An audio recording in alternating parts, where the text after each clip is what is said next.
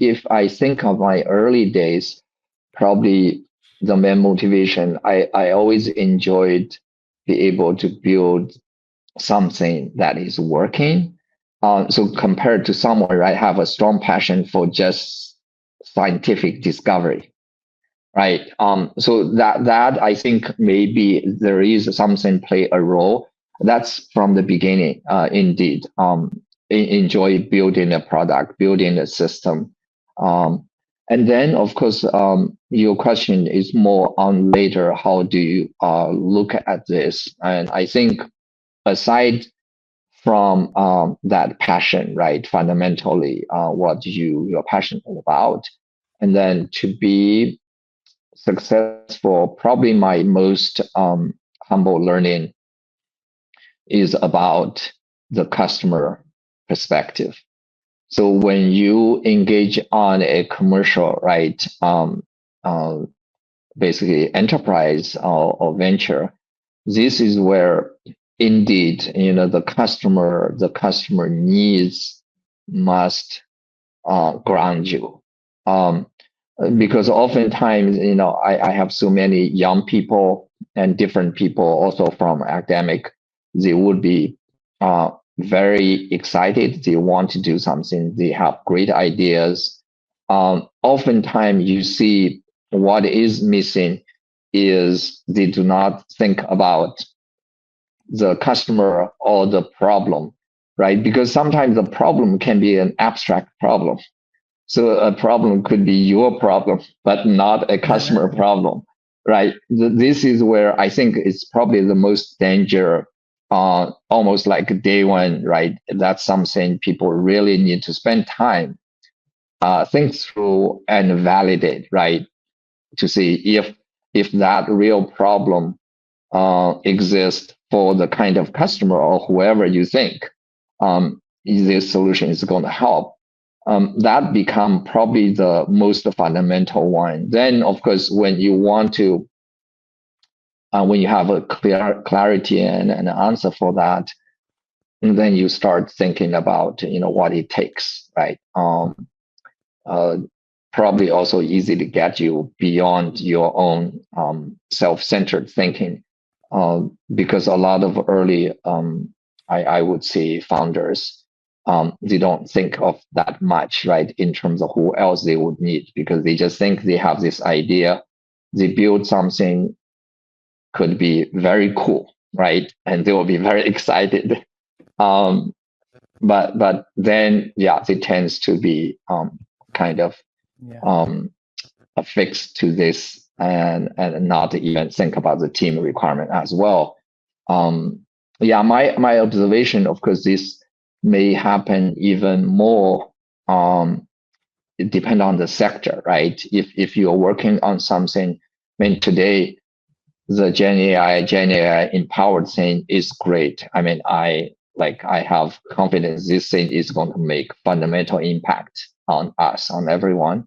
But then you see how it is started.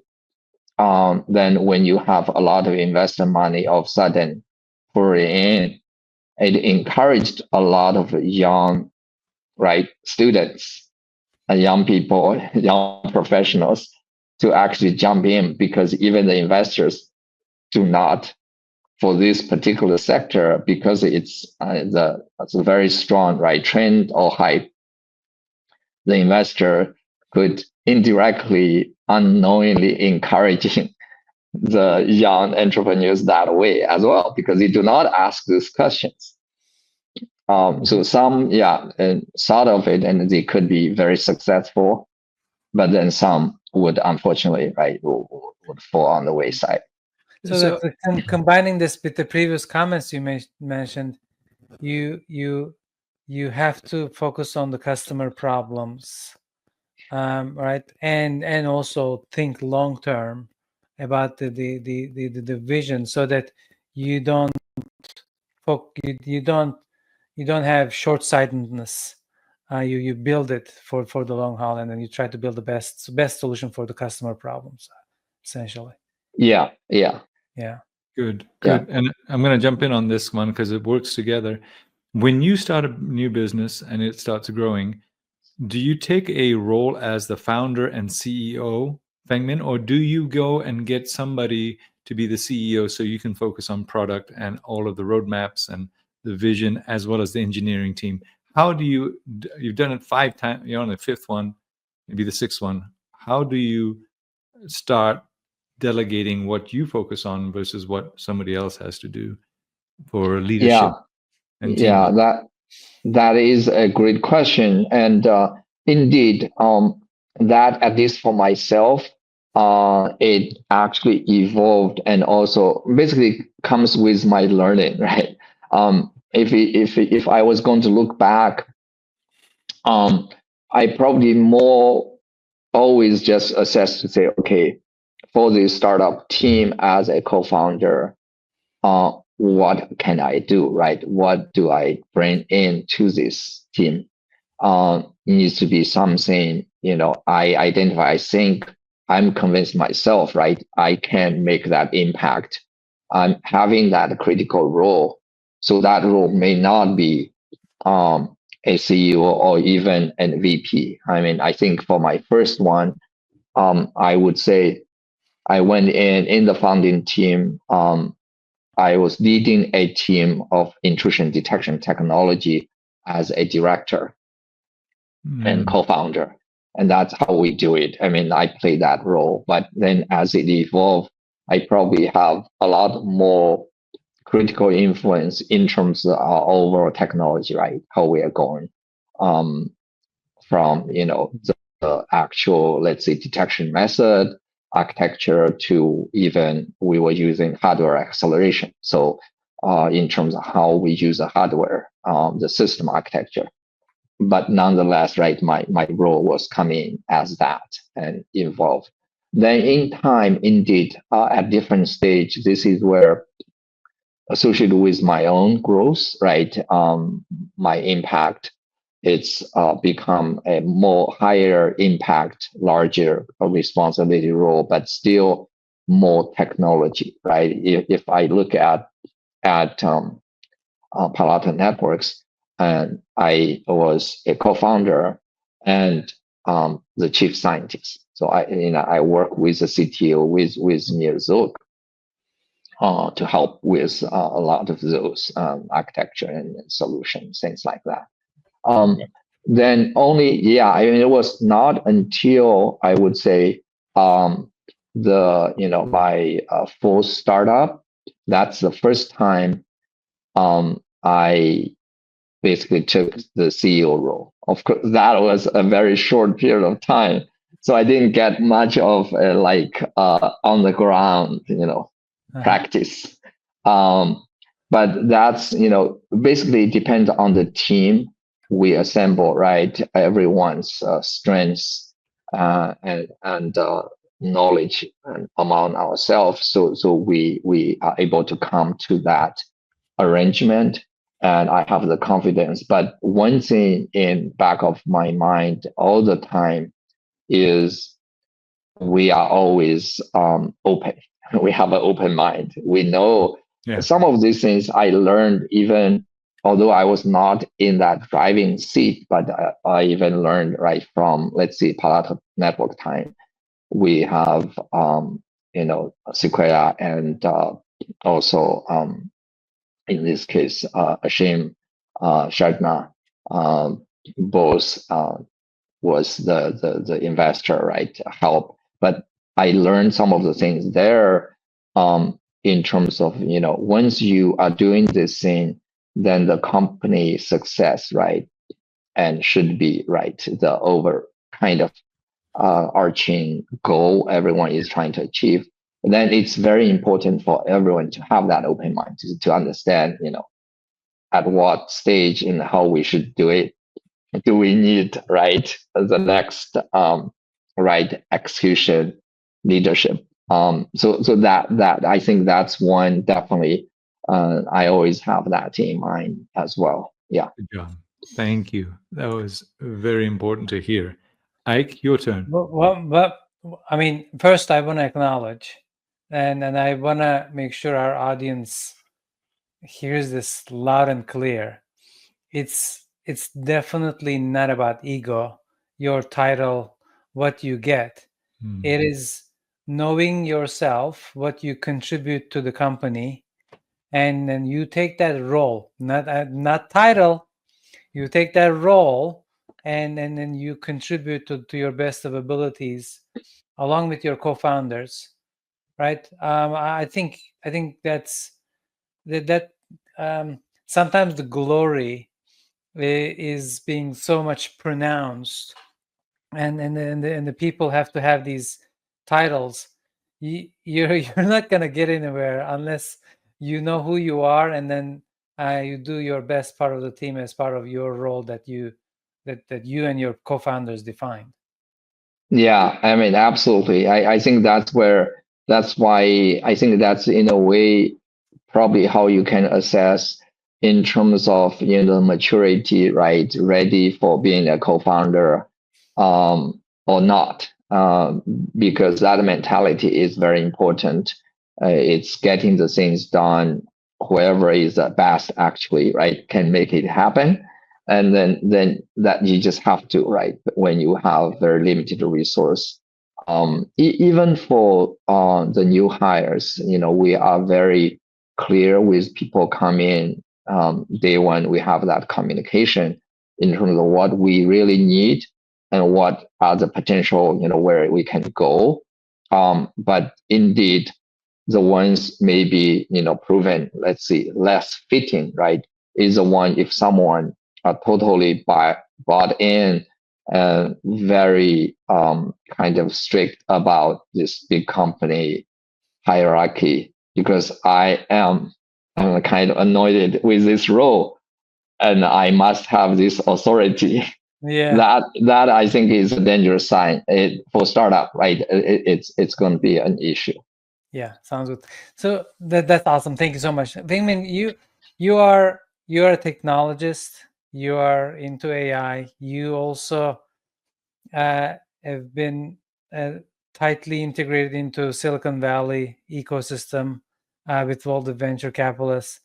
Can you tell our audience a little bit of maybe just in the recent years, not going too far back, how to build great companies in Silicon Valley with VCs, and what to pay attention, what to avoid maybe? Yeah, that's a tough question. I'm still learning, huh?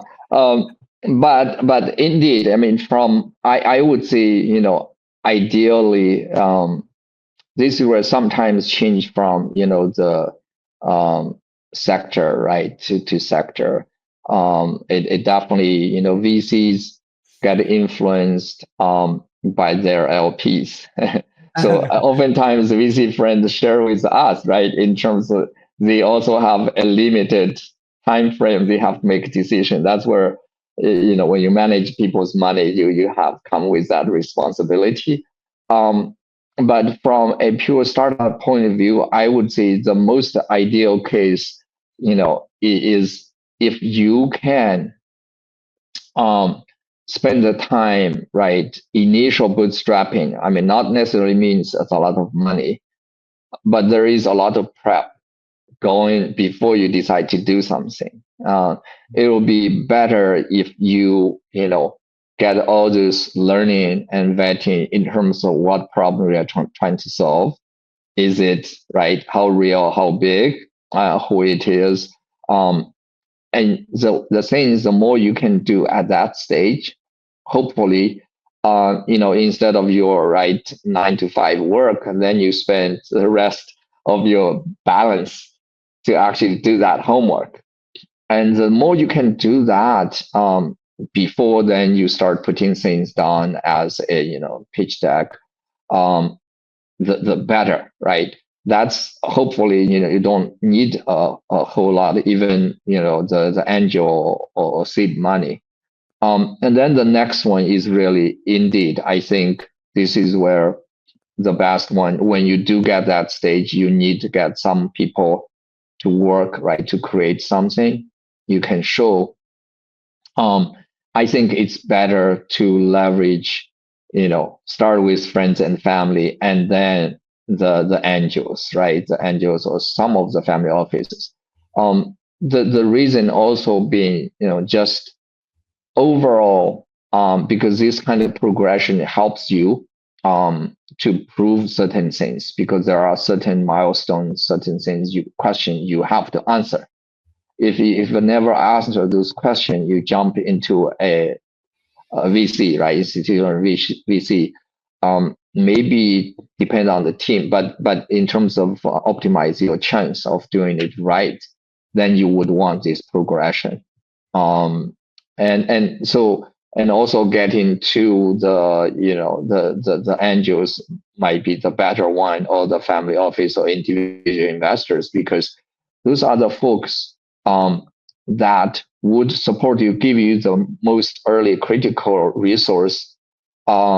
Although some of them can bring you like some support in terms of the ecosystem, but at this stage, it's probably too early to leverage that too much. So it's really the folks give you the freedom, all right? They have the trust in you, have the confidence in you, so they're going to give it for you to spend it and to move to the next stage. So, and then of course, the other side of, is they are not going to demand an arm and a leg, right? Yes. So both the execution freedom and I think I would say for early stage that would be the right way to do it, because at this stage you should not be relying on too much on any ecosystem or professional opinion from the investors, because otherwise that means you haven't thought it through. That's great advice. So that would be good, and then that makes at least the next stage much smoother, because as we see, we can observe in the last few years, right? It's really the venture market, in terms of how they are investing, they definitely become much more cautious. And in a way, when that happens, then naturally they are going to demand to see a lot more, to invest less and get a larger share. And that's just how the market is, right? And how the institutional investor manage their risk.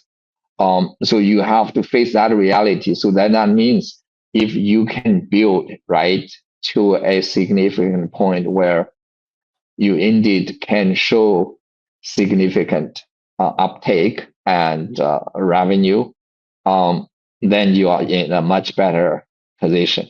That conversation is much easier. Yes. Great advice. Yeah. Awesome. Thank you.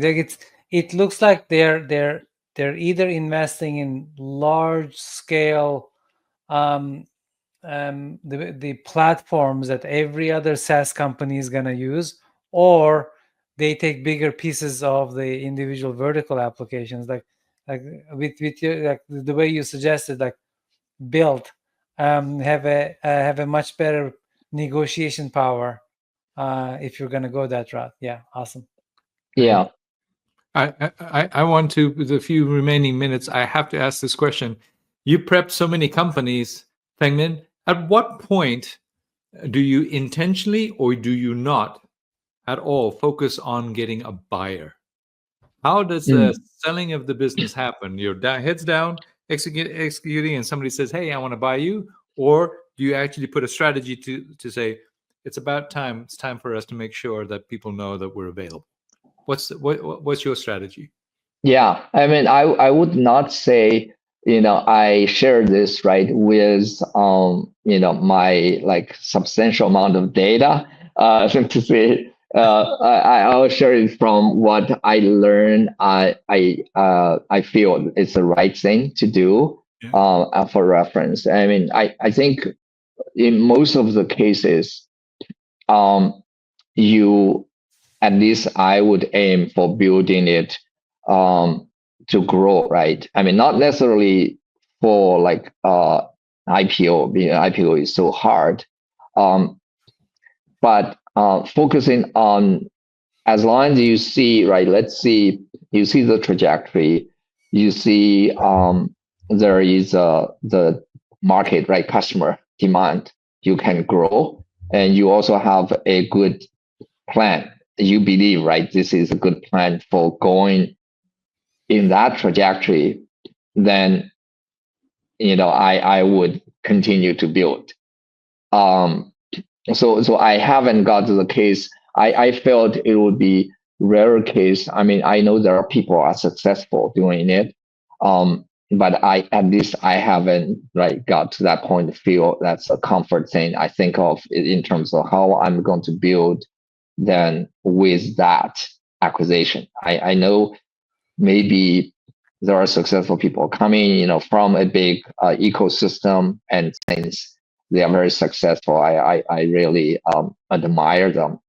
But in general, I would say for people without that kind of clearly defined, or you're comfortable that system, you would rather basically look at where you're going. You see the trajectory, you can grow. You should focus on building. And then, and of course, there are two things for you to decide.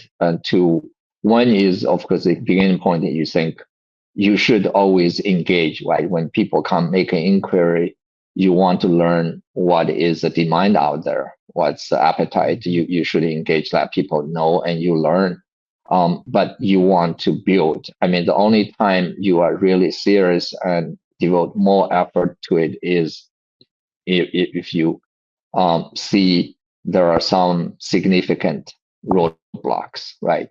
And it could be either it's a market, or a lot of times it's more like a combination of the market and your team, the execution.